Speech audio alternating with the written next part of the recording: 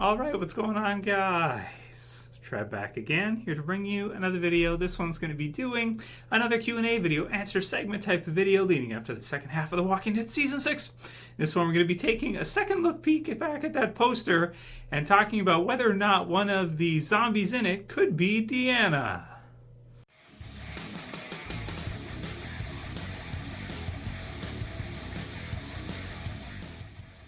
Wow, spoilers, Trev! What the hell? That's a spoiler, man! Come on!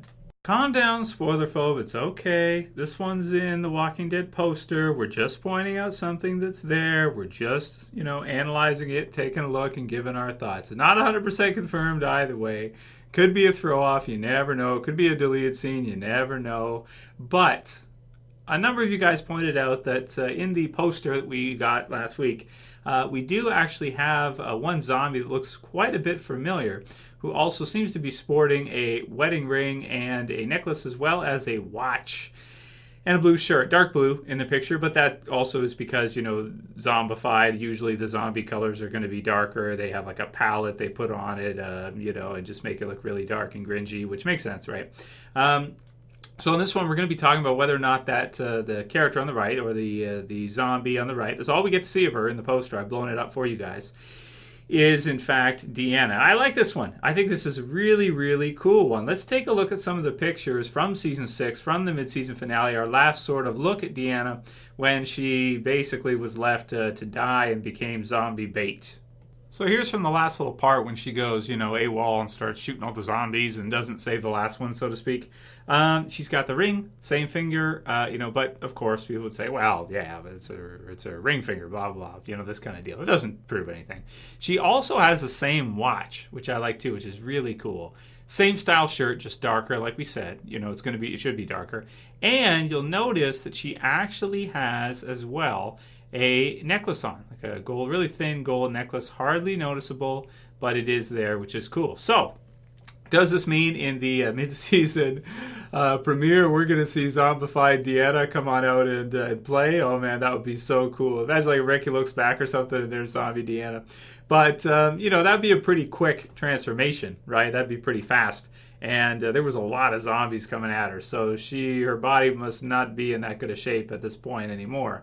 However, if there was a lot of noise outside and the zombies that went up to eat her, all of a sudden overheard all this noise, and maybe kind of some of them may be brought away and then, give her a little bit and she may turn. So that'd be cool. It'd be cool to see the actress who plays Deanna, don't know her name offhand, actually came back and did this after, of course, the mid-season finale and gave us a zombified character. It's been a while since we've seen, a character become a zombie, one of our survivors become a zombie. And I guess she's as much of one of the survivors now as any other member of Alexandria, I would have to say.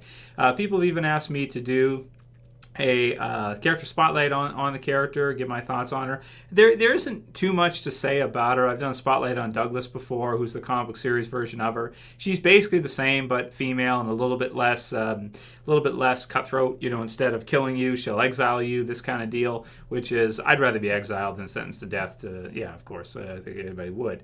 So a little softer, a little too soft for the zombie apocalypse. And obviously, it's a good thing that Rick and the group found them, because if they hadn't, the wolves would have just killed them all once they found out that they were there. And eventually the wolves would have found them, I would say, probably, and wiped them out. Or that zombie herd would have came through and killed them one way or another. So, yeah, I like this theory. I think it's a really cool idea. I think it's neat that AMC released a picture of the zombie in the poster. Of course, there's always a chance it's not her at all, and it's just supposed to kind of psych us out and look like her, that kind of deal. I could see if people say, well, the shirt's not that close, that kind of deal. So I could see. But let me know what you guys think about this one. Write your comments below. Do you think that the poster character is zombie Deanna, or do you think that it's just some other random kind of walker? I think the watch is pretty telling of anything. The watch is a pretty close match, because you wouldn't have many people wearing a black watch like that. It's not that common. So let's get into some more of you guys' questions. We'll do this as a Q&A, since that's kind of short for just one video. Let's do it. And I forgot to give credit, but that one was from DrGLH. There's some other people that have mentioned it to me as well too, and yeah, so she's been following the channel for a while, so thanks for watching. And it kind of weirds me out that they have people that are way smarter than me watching this watching the videos that I make. But she said, I saw elsewhere that the poster pic of the hand with wedding ring closely resembles Deanna's hand and necklace and watch, too, as I'd like to add. In earlier images of her possible zombie Deanna. So, yeah, I think so. I think that's what it is. So it should be really cool to see it. So just to give DrGLH credit. That was from her. Next one is from Kuin189. Great question. And he or she says, hey, Trev, will you be spending this Valentine's Day with Jess or watching the mid-season premiere of The Walking Dead?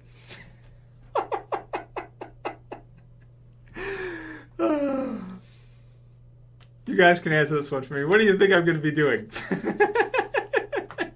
I'm such an asshole. I'm such a bad boyfriend. Oh, I'm awful. I'm terrible. You know it's going to be Walking Dead, bro. Zombies, come on. But I may hang out with her beforehand, and then be okay, it's cool, but zombies take priority. I'm sorry. It's just how it is. You're so self-absorbed. You're so funny. You're such a narc. That's what she calls me. She calls me a narc. I love myself too much. If you look on your channel, it's Valentine's Day. I'm just getting emotionally. I got to build up the emotional tolerance for it already. But you're right, Kuhn. That's a great. Is it actually Valentine's Day? The day is that the 14th? See, guys don't know which day Valentine's Day is, ladies, because they don't care. That's why. So anyway, I'll just buy her something. She'll be happy with that. That's fine. Next question is from Hunter Van, but yes, the answer is Walking Dead, of course. Walking Dead takes priority. You guys take priority because, Hunter Van Skyock says, hey, Trev, you're the best source for The Walking Dead out there, so thanks very much for making your videos. I have two separate questions. My first is, do you think Deanna accidentally shot Maggie after the wall went down? We can see Maggie fall down while running away from the walkers. She also struggles to climb up the ladder and even walk. There is also a noticeable blood stain on her upper thigh that was not visible in heads up. So, yeah, no, you're right that she does have that. However, the scene where Maggie climbs up on the ladder and has the blood splatters before when Deanna starts shooting all the zombies. So, to me, it doesn't look like Maggie would have been accidentally shot or anything like that. It looks like it's meant that she scraped herself or cut herself as she was trying to escape the zombies. At least that's the impression that I took from it. And she's bleeding slightly out because she's able to move the leg, right? She's able to move that leg up and then get it on there. Plus also, isn't that is it carotid artery right in there on your upper thigh somewhere there? So if you got shot through there and no one was there and you couldn't stop it, you would bleed out and probably die in real life, I think. I'm not a doctor. I don't know this stuff offhand. But anyway, there's big arteries in your legs, and if she got shot right in the thigh, right there in the middle, there alone by herself, she might die. But she didn't get shot, I'm pretty sure. I think she just scraped herself, to be honest. A little bit of blood. So it's a TV show, right? And Deanna shoots afterwards, not before that. So I wouldn't worry too much about it. Next one's from, I could be wrong, Daryl's Cache of Attacks / Defenses. Nice name. And he says, who would win between Daryl or Dwight? And this is an easy one. In the television series at this point, obviously Daryl. Daryl would kick the shit out of Dwight, hand-to-hand with weapons, whatever. The only thing that Dwight has going for him is that he's untrustworthy and he's not, but then that's not really an advantage either. Because, I don't know. Tough call, but because Negan eventually does find Alexandria anyway. But, I would definitely go with Daryl as being tougher. Dwight might be better at the politics and at, tricking him, but that's about it. It's about all he can do. In terms of one-on-one, Daryl would win for sure. Next one's from Fight for Truth. Damn it, Trev. Answer these questions already. They are among the best. Okay. So he says, can you rank Rick's speeches he's given on the show? So that's one that a few people have asked me to do, is to rank his speeches and all the different speeches he's had. But that is insanely hard to do because he's had so many. That's the problem. He's had speeches all the way from season 1 all the way through, the really good one in season 5 and the was it like a shed or barn? He's had so many, it's hard for me to pick, the one at the end of season 2, the Ricktatorship one. There's just so many. I'd have to go through and watch the entire series again just to make that one, and I don't have enough time to do that right now. So maybe one day I will. I've done like top 10 quotes and stuff like that, but it's really hard to make lists like that now as we've got a lot more seasons. It was easier in season 2 or season 3 because there weren't that many. But now that we're into like 6 seasons, it becomes a lot harder to do top 10s and top 5s with things like that are so common. And he says, I would say his speech at the campfire in Season 2's finale ranks up there. Yeah, I agree. Along with his speech in Conquer. It would be even better if you acted them out as if you were Rick. Also, how many people has Rick killed? I counted 26, assuming he killed 3 people in his attack on Woodbury to save Glenn and Maggie. That is way more than Merle killed, which was 16 men. Well, you didn't add in how many Merle killed of the governor's people, right? At the end there, so it's more than that. But yeah, I did a video in the summertime, which isn't updated for this for this half, but it has the kill count. And yeah, Rick should be close to the top right there. I think he might be number 1 now after the first half because he killed a whole bunch of the wolves. What did he kill? 5 of them at once or 4 of them at once? Quite a few all at once. So that's another bunch to add to his kill count. Yeah, Rick is probably number 1, but I'd have to look at the list again and kind of see. However, Morgan could have killed a lot too because there's a lot of time that we don't know exactly what was going on with him and just how many people he's killed. So let's do like one more.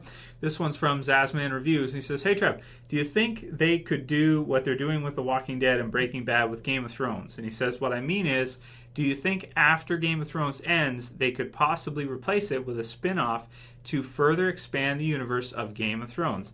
Then after the spin-off ends, possibly another one, and so on and so forth. If they go that route, will you possibly watch and review it if it is good? The Walking Dead has 2 shows on at the same time, and that's the only difference. Anyways, thoughts? Okay, so great question from him. I think this could work out perfectly. Because HBO has to take their own direction with Game of Thrones, because they've run out of story from the original books, they're going to have to do the writing themselves, from not from scratch. They have the characters, but they're going to have to do the writing. So this could be a great step for them, evolution-wise. They write this part of the story, and then maybe when this series ends, they do another series after. I don't think they're going to want to lose Game of Thrones. It's their biggest show. It's probably their biggest show ever. The Sopranos was big. They've had other shows that are big, but I'm pretty sure Game of Thrones is their biggest show ever. I think it's even bigger than The Sopranos at this point. Or if not, it's probably going to be by the time season 8 or 7 ends or whatever, however long it goes on for. So I think that's pretty much a sure bet.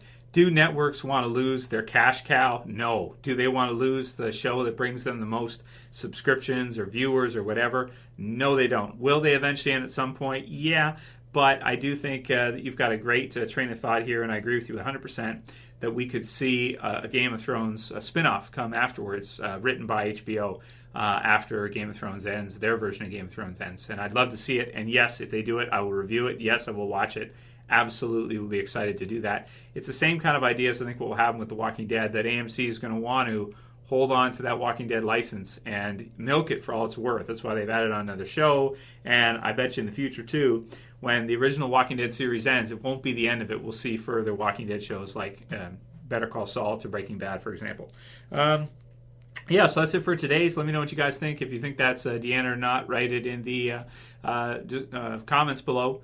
Yeah, and hope you guys have a good day, and I got another one lined up for you guys for tomorrow, talking about Rick and how long the comic book series version of Rick I think is going to survive. So that's a pretty fun one, another viewer requested topic, question topic. And if you guys liked this video, you know what to do. Come on, please thumb it up. I appreciate it if you can thumb it up. Share, favorite, also helps me too. If you want to share through to Facebook, share through to Google, tell someone about the channel. It all helps keep me doing what I'm doing. So like Zazman says here, in 3 or 4 years when Game of Thrones ends or The Walking Dead ends or whatever, I'll continue to review future shows if you guys are going to continue to stick with me. So I hope you do. I hope you stick with me, guys. Yeah, so that's it for today's sub if you're new, bottom left. That's it for this video, guys. See you for the next one. As always, it's Trev saying peace.